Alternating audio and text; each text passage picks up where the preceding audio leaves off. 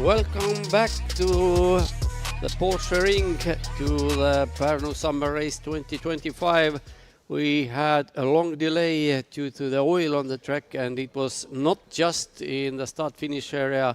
Turns 2, 3 and 13 were also affected, so it took a long effort to clean up, actually not to clean up, but to cover the track with absorbent and then wipe it off. So hopefully everything is ready now, and cars are really starting their warm-up lap. V1600 and ABC race will have their second race, and here is the grid. Marek Matvejev starts from pole. He was the winner in race 1. Actually, he started from pole there as well. Then almost spun on the opening lap, lost 2 positions, but regained them before the end of lap. So officially on the timing line, he was leading the race from the start to the finish. And he set the fastest lap time also, and thus is starting this race from front row as well. Arvid Rummens, number 11, will be his companion in front row. Then Viestus Osols and Nauris Agafonovs will start from row 2. And Janis Traupe, Risto Sirk from row 3. Artur Stanilevskis will be the top starter in ABC race class, and actually he was the winner in race 1 as well, and he's also the championship leader, having won 5 races out of 6. So he's a hot favorite there in that Peugeot 206, I guess, on your screens in the middle. As cars are going through turns 8 and 9, and here turn 10. First cars going through here, and the track is now drying out. I can see even in the paddock there are also dry patches here and there, and when car will run at full speed, tires will go up, temperature will go up, and I'm almost sure that racing line will be more or less dry towards the end of the race. The current situation is that, yes, there are some more or less dry patches on the track emerging already. And current weather forecast tells us that new rain clouds are coming, but half an hour, maybe hour, should remain more or less dry. Then there is another big cloud coming, but of course we don't know how much rain we will get from there. Anyway, the track is, I would say, it's the driest to have seen since start of the very first race for those cars at 12 o'clock in the morning. Now cars are back from their warm-up lap, and race is timed up over 15 minutes. Marek Matvejev takes his grid spot number 1. The question is, of course, there was oil on the track. Now it's covered with absorbent, which should more or less neutralize the oil, but as the track is also wet from the water, so the absorbent presence maybe even give some benefits to start positions 1, 3 and 5. Let's see.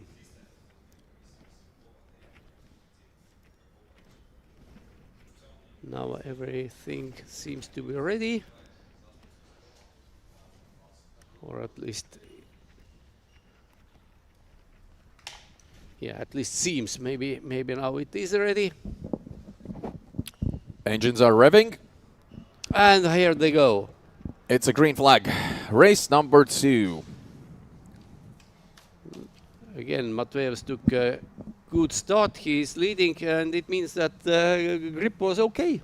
And of course, we are hoping that Marek will not try to repeat the mistake he did on first race almost spinning out on the first lap, but the track conditions are actually surprisingly well at the moment. Let's see. Let's see when he arrives to turns 6 and 7. It was the place where he almost spun off during the first race.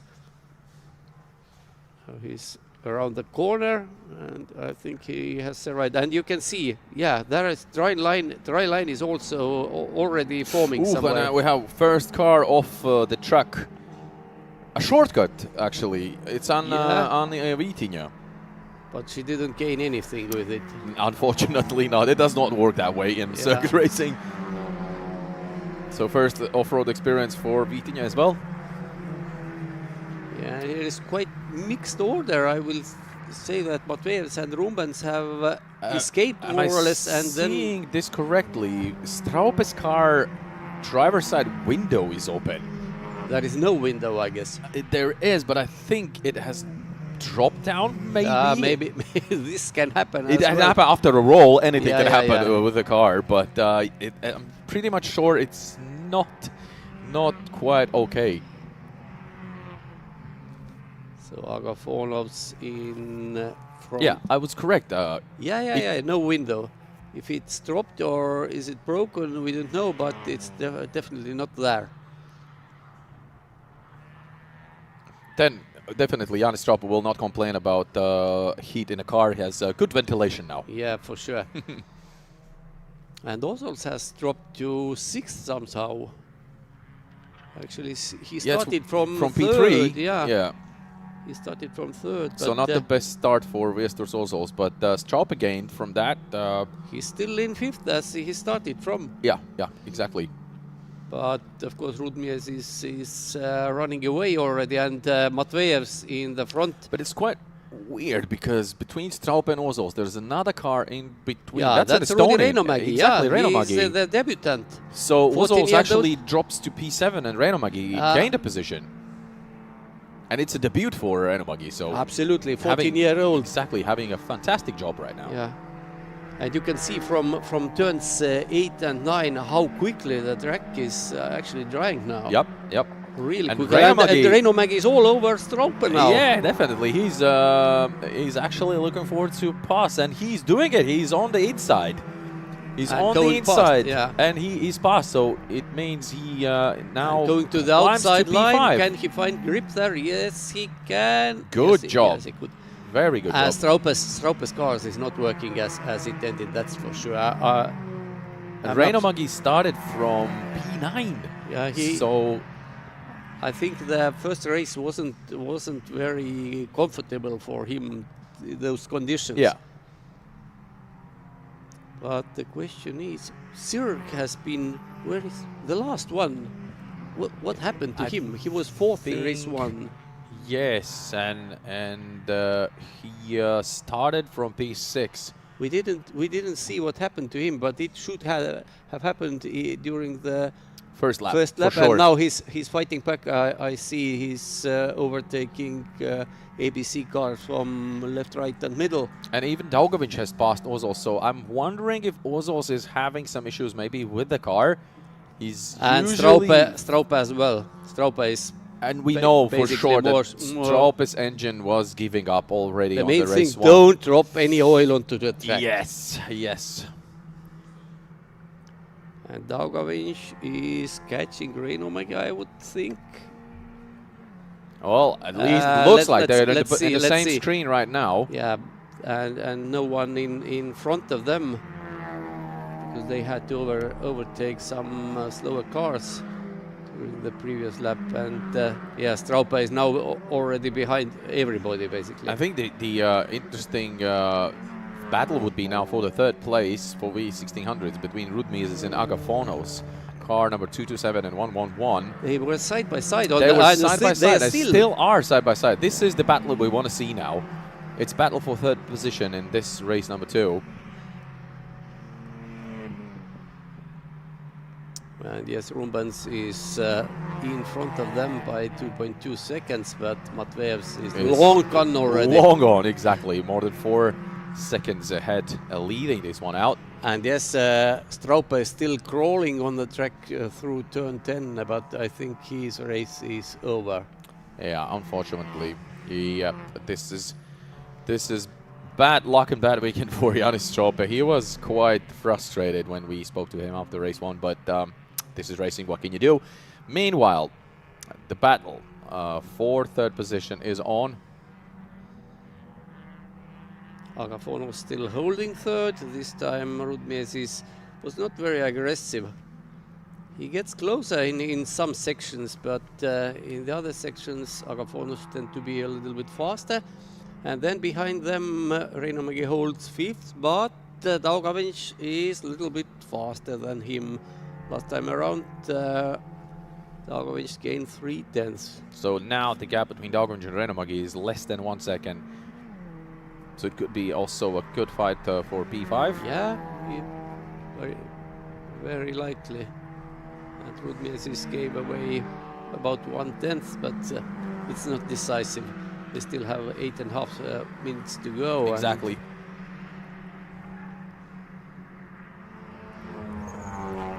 Actually, the car of Rudi Reinomägi last time raced in 2017. Really? Yeah, and it had a crash in Riga at the last turn. Okay. But it was more or less, not more or less, but it was repaired. Just stood for 8 years. Now it was taken to the track, and you see it runs well. It runs definitely well. Reinomägi is doing a good job with the car, so absolutely. We'll see if he can join Rudmiesis and Agafonos in the battle. What is Reinomägi's lap times right now? Their lap times were very similar last time around. Let's see what happens this time. Reinomägi was faster than them by 4/10. So he's closing in. That's good news. Yeah, but 2.5 seconds, it's quite a gap. And Daugavinch is still faster. Faster than all those Reinomägi. Yeah, and those two. As well. All right. Okay, that's interesting. And are they going to catch Rumbans as well? Yes, they are catching actually. So Rumbans is the slowest one. Oh! Rudmiesis is spinning out. What happened there? He overcooked it. I think he simply lifted in the place where you have to actually keep the throttle down. Yeah. And now Reinomägi gains from that. He climbs to P4 and Daugavinch climbs to P5. But Daugavinch is now all over Reinomägi. And so he knows. I think it's quite easy easy to predict what's going to happen. Probably, if I know Daugavinch well enough, he will definitely try to climb that position, and he knows that it's fight for P4 right now. Yeah, and Agafonov is not that far in front, so okay, 6.5 minutes. It's probably not realistic to catch him, but anyway, you have to try. You never know what can happen. Exactly. And so it looks like Rudmiesis is stuck a bit behind Ozols right now. So he lost quite a few positions after the incident. Well, thankfully he's back on track and going, but now you can see Daugavinch closing in on Reinomägi. But the question is where he can overtake. It's not that easy with those cars. No, but let's see. Oh, they're going bumper to bumper. This is really good action and racing. Using all the width of the track. Oh, yes. And now finally they can do it properly and not be afraid of, spinning out or something like that. Whom we saw spinning out. Yeah, well, okay. It depends. Yeah, it's really hard to judge from the point, the point we're looking at. Yeah. Why did he spin out? But here in turn 9 and 8 and 9, here definitely there are dry patches on the tarmac. Exactly. But now, Daugavinch caught Reinomägi, but overtaking him is completely different deal. Yeah, let's see. Rudmiesis will definitely try to get back at least one position, which is Ozols in front of him. And Sirk has managed to finally get rid of the last position. Rudmezis has already done it, actually. He has passed Ozols, so he climbs back to P6. So I think Ozols is struggling with his machinery. Something is definitely not right with that car. Ozols is usually faster than that, for sure. And Sirk is catching the leading ABC cars now, so he's at least won't be the last in his class. So Tagovic was very close to Reinamägi exiting turn 14. Now on to the main straight. Both made a little mistake, went off the tarmac onto the concrete.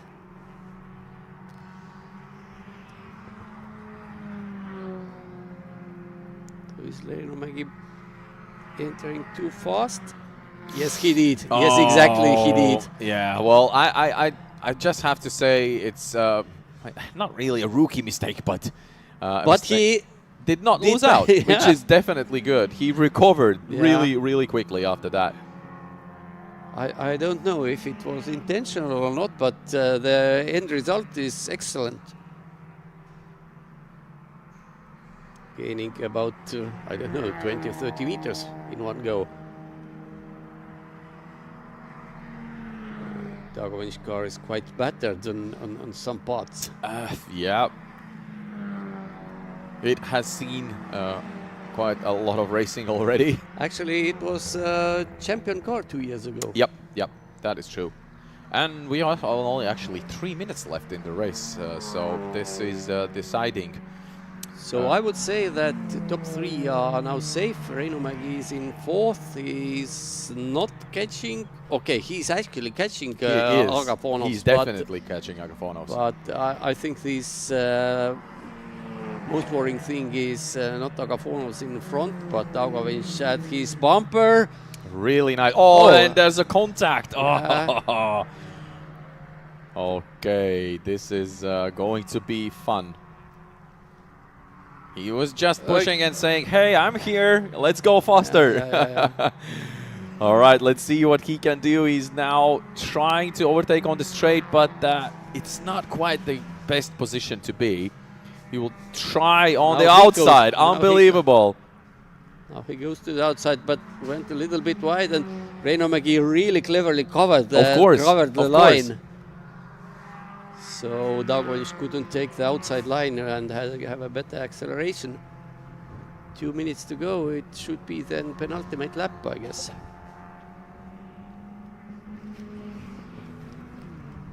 And now I would say Agafonovs is safe. They can't catch him anymore if he stays on the tarmac. Yeah, definitely.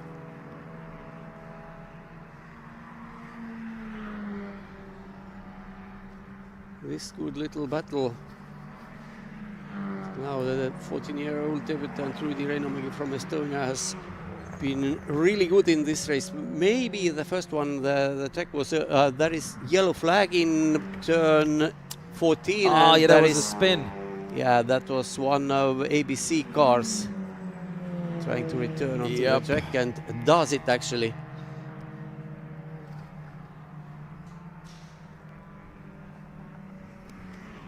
And this battle goes on, and Agafonovs is so close now. Just one lap, 1 minute. It means one lap, last lap starts now.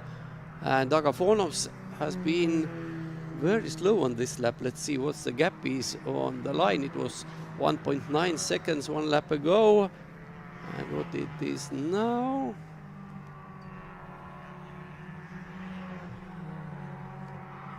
.5, but still too much, I would say. So Dagovic is running out of options right now. He has to think quick. I love the fact that both of them actually have closed in on Agafonovs, so... Yeah, but Agafonovs can take it safe now. Oh, yeah. That's for sure. Meanwhile, where is our leader, Marek Matvejev? He should be in the middle of the last lap already. We don't see. Yeah, he's going through turn 10. And here is our dueling pair, and they have closed into Nauris Agafonovs, but most probably won't catch him, and overtake. Final lap is underway. Now, basically the final opportunity for Daugavins. Is he going for it?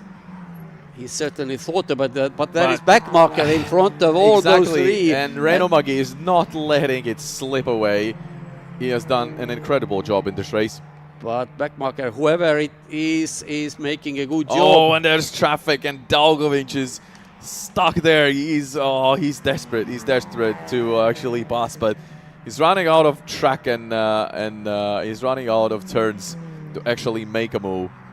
He closes in again, but of course, there's nothing much you can do in this situation. Yeah, so this time Reinomägi actually took it safe and stayed on the track, didn't cross the white line, and it was a faster option certainly. So Marek Matvejevs has won the second V1600 race in front of Arvids Rumbens.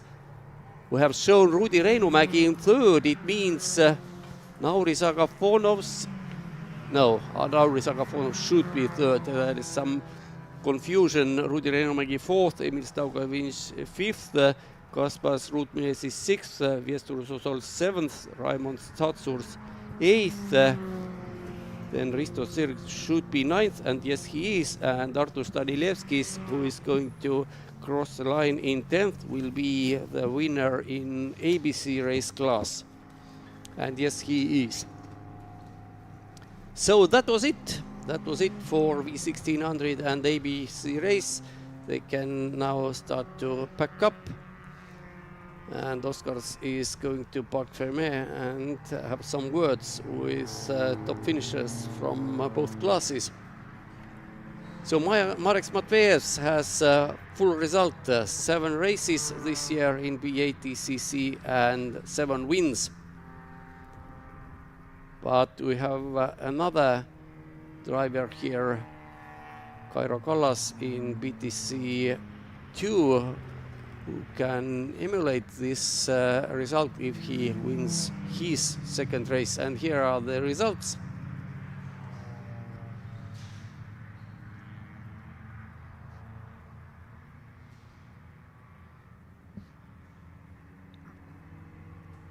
Matvejevs, Rumbens and Agafonov's top 3, and also top 3 in V1600s.